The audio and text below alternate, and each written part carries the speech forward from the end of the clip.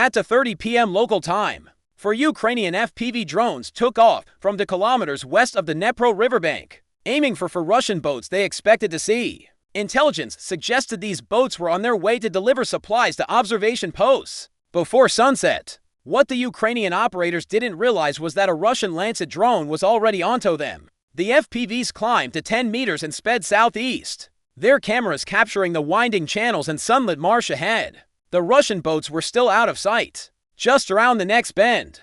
Both sides were racing up the river toward the spot where Ukraine planned to ambush. The chase was on. One group was rushing to deliver supplies while the other was trying to intercept them, and they were closing in fast. But the Russian Lancet drone was coming in even quicker. The first alert came from a Ukrainian spotter. The lead operator glanced up from his screen just in time to spot a black dot against the clouds, plummeting down. That dot quickly turned into a recognizable triangle, the Russian Lancet 3, diving directly toward their position. His FPV feed still showed his drone 6 kilometers downrange, but that no longer mattered. The strike drone was inbound.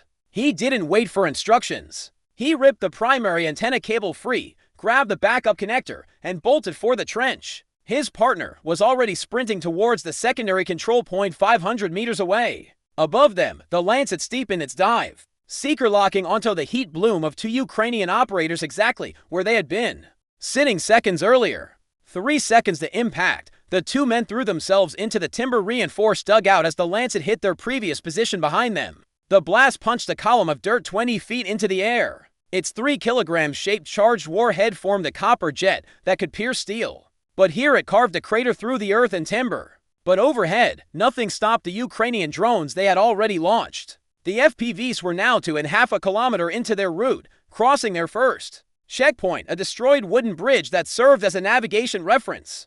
The Russian boats were still navigating upriver toward the same general area, cutting wakes through narrow channels. If the Ukrainian teams didn't re-establish control soon, they'd risk losing signal before the drones reached the intercept point. That was where the Ubiquity mesh network came in. When the primary control node went dark, the mesh behaved exactly as designed. 5 radio nodes were spread across 5 kilometers, each one checking its neighbors 10 times a second. As soon as the first node failed, the routing tables updated in 100 milliseconds. The authenticated backup node took over in 50 milliseconds total. So fast the drones never realized anything was wrong. Their outbound course held steady, telemetry unchanged. The FPVs crossed a shallow basin. Battery indicators showed 85% remaining, enough to reach the target area and some backup to spare for evasive maneuvering. But the operators had a new problem: range. When the team forced to evacuate deeper into the trenches, they were now falling behind the FPV's forward progress. Every meter they retreated widened the distance between the drone and the controller. And at 6 kilometers, signal degradation would begin. The backup team had to move toward the river, even though that meant exposing themselves to where Russia would expect follow-up teams to be. The second team grabbed spare batteries, spectrum analyzers, and fresh antennas, then began advancing east through zigzag trenches carved shallow into the delta mud. Standard Russian response time to a confirmed Ukrainian node was 3 minutes. They had just survived a Lancet strike, mortars, or a second drone would be next. They had to move fast. Meanwhile, the FPVs passed their second checkpoint, a cluster of collapsed fishing huts that marked the entrance to a maze of channels leading south. Yesterday, the Russian boats had used the northern route. Today, the FPV cameras showed nothing there. The Russians had shifted 3 kilometers south, forcing the Ukrainian drones to extend their search pattern deeper into the delta.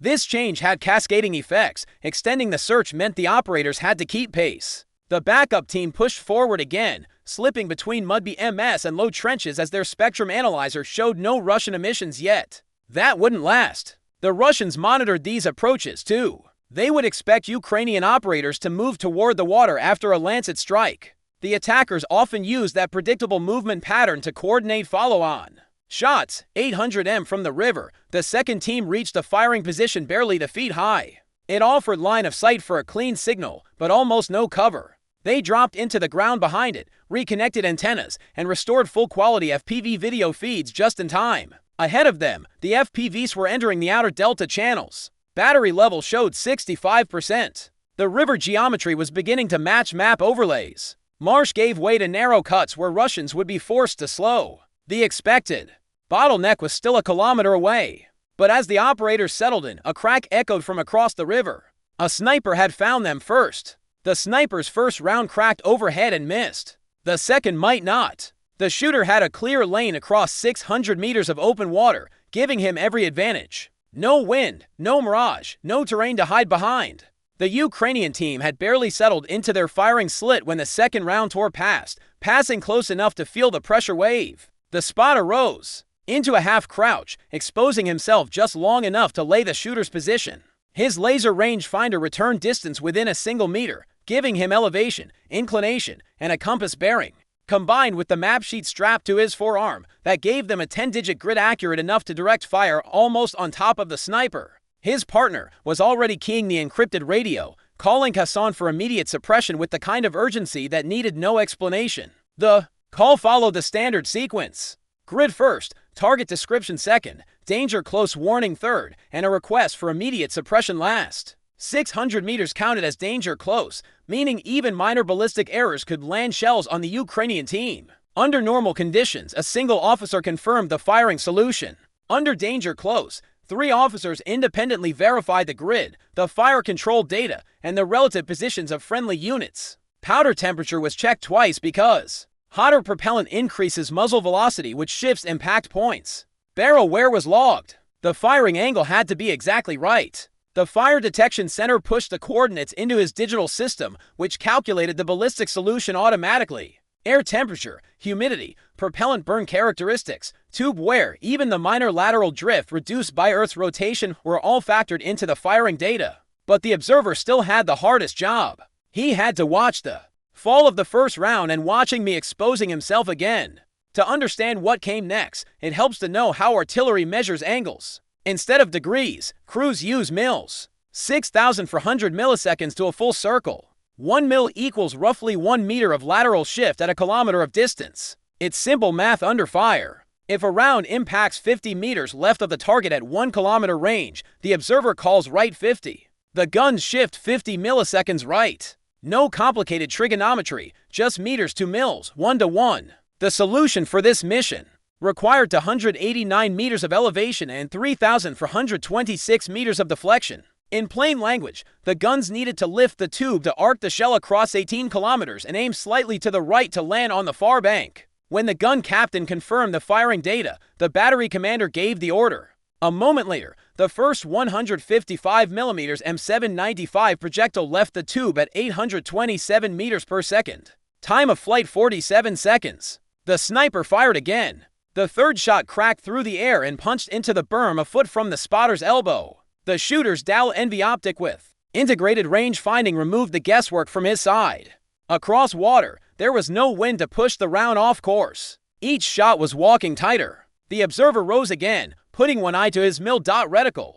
Through the glass, the first artillery round struck 50 meters left of the target, sending reeds and soil into the air. Not enough. He measured the deviation and keyed the radio right 50 add 25. In case the gun line shifted the tube slightly right and raised it a fraction of a degree. Just enough to extend the range by around 25 meters. Within 30 seconds, 3 more shells were airborne. Each projectile carried 10 kilograms of Composition B, a standard military high explosive used throughout NATO's 155mm stockpile. With a 50-meter lethal radius, a direct hit would silence the shooting permanently. The second volley arrived in rapid sequence. The first impact detonated short. The second exploded long.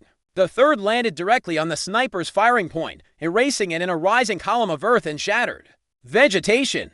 The far bank went still. No more shots came across the water. The Ukrainian team took the pause for what it was, a window, not safety. They signaled the third team to kilometers north. 3 fresh FPBS spun up, gaining satellite lock and orienting south toward the channels where the first wave had vanished into the maze. The third team was untouched. Their drones would be back up in case anything went wrong. The operators at the berm reconnected antennas and checked their screens. Their original FPVs were now deep in the southern channels, battery indicators dipping below 60%. The water grew darker between the reeds. The delta narrowed into tight corridors where the Russians would have to commit to one path or another. On one feed, sunlight flashes across a ripple. On another, moving wakes cut across the surface. Heat signatures advanced through the channels, clustering in a tight column. For shapes, for engines, for Russian boats pushing hard toward the bottleneck. The Ukrainian operators steadied their hands and began pushing new coordinates into the system. Everything that happened next would occur in seconds. And the third team's drones were already airborne, closing fast. But now the Ukrainian drones weren't the only ones up looking for targets. The first Russian FPV appeared at 2 o'clock high, second at 9 o'clock low, third coming head-in. The Russians had learned to hunt in packs, each drone covering a different escape vector. The Ukrainian operator spectrum analyzer showed 3 signals on 5.88 GHz each 25 meters, creating electromagnetic beacons at 2 kilometers. But this drone was transmitting to mutual detection, mutual hunting. Everyone visible to everybody. That's because detecting drones is easy for both sides. Every FPV drone not using a fiber optic cable transmits signals back to its operator. That transmission is omnidirectional, broadcasting in all directions like a light bulb, not focused like a laser. Any receiver within 2 kilometers can detect that 25 mat signal even if they can't decode the video. The Russians had learned to use cheap spectrum analyzers, $40 on AliExpress, to show every transmission in the area. See a spike at 5.7 for 5 GHz. That's a drone signal getting stronger, it's getting closer. Multiple signals, multiple drones. The Russians had also developed RAM drone doctrine specifically for the Delta. Traditional air defense doesn't work here. Too low, too slow, too small for missiles. Jammers cost $50,000 and affect your own drones. But an FPV costs $500. Launch 6, lose 5, destroy 1 Ukrainian. Drone dots still cost effective. They preposition operators every 2 kilometers along the river, each with 10 drones ready. When Ukrainian drones appeared, they launched everything they had. The lead Russian FPV dove from above, aiming for the blind spot above the Ukrainian drone's camera. The operator caught the shadow growing on his screen and barrel rolled right. The Russian missed by 2 meters, pulling up hard, but this was the trap. The second Russian FPV was already positioned where the Ukrainian would evade to. The Ukrainian operator cut the throttle completely, dropping like a stone. The second Russian overshot, expecting maintained altitude, but dropping meant getting closer to water, where the third Russian drone waited. The physics of drone ramming are brutal. You're trying to hit a pizza box-sized target moving at 100 km/h, while you're also moving at 100 km/h. Both operators have 150 milliseconds human reaction time. The video feed has 50 milliseconds latency. By the time you see the target, react and send the command, your drone has moved 8 meters. Their drone has moved 8 meters. You're aiming where they were a quarter second ago. The Ukrainian pilot pulled up hard, motors screaming at maximum RPM, barely missing the third Russian drone that tried to rise to meet him. Now all 3 Russian FPVs were below him, having to climb against gravity, while he could dive using gravity. He banked toward the sun, knowing their cameras would wash out in the glare, buying precious seconds. But more Russian drones were launching.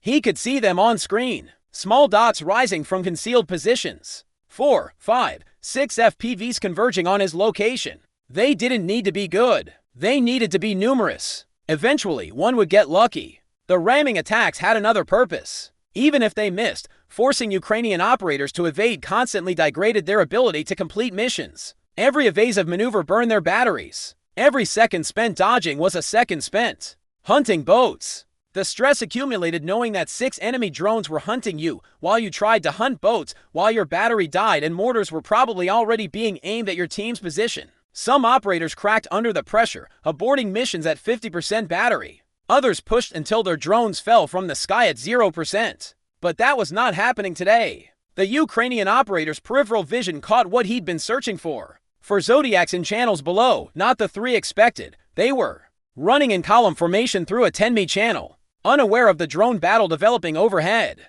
Battery indicator had turned amber at 35%. The operator made his choice. Mark the boat's position for the second wave already launching and the other 3 still in the air. Then evade or go down trying. He transmitted coordinates while climbing straight at the nearest Russian drone in a game of chicken. The Russian pilot broke right, deciding his drone was worth more than preventing observation. The Ukrainian FPV maintained lock on the Zodiacs until battery went out at 20%. The drone falling into the marsh somewhere unrecoverable. The Russian Zodiacs, warned by their drone operators of Ukrainians above them, split up down different channels to make it harder to hit them. It didn't do them any good, though. 3 fresh Ukrainian FPVs arrive at attack speed from the north and join the other 3 drones. They all split to engage from different angles. The lead Zodiac took a direct hit at the waterline where tubes attached to the rigid floor, the structural weak point. 300 grams of RDX created by 50 psi overpressure, rupturing the 3.5 psi rated tubes instantly along their seams. The second boat attempted to reach the reed bed, but Zodiac's required 30 meters turning radius at speed in a 10 meters channel. The FPV compensated for the boat's movement and struck the transom, disabling propulsion. The third boat's operator tried to make it to a bank of reeds to hide. Needless to say, it didn't make it there. The fourth boat got lucky and the situation got intense when they thought hiding would keep them safe. But guess what? Thermal cameras don't play by those rules. 3 heat signatures lit up around a warm engine, standing out against the cool surroundings. Meanwhile, the drones were busy dropping grenades on the beach Zodiac. Those 30mm grenades weren't made to sink boats, they were designed to take out people with a 5-meter kill zone. Before long, that boat was nothing but ash in the marsh. 4 boats gone, and critical supplies wasted. They wouldn't make it to the observation post before nightfall, which meant those spots would be left unmonitored for 72 hours. The Ukrainian operators were already on the move, dodging mortars and incoming Russian strikes. Tomorrow would bring a new tactic from the Russians, but the Ukrainian operators would be ready with fresh batteries. Catch you later.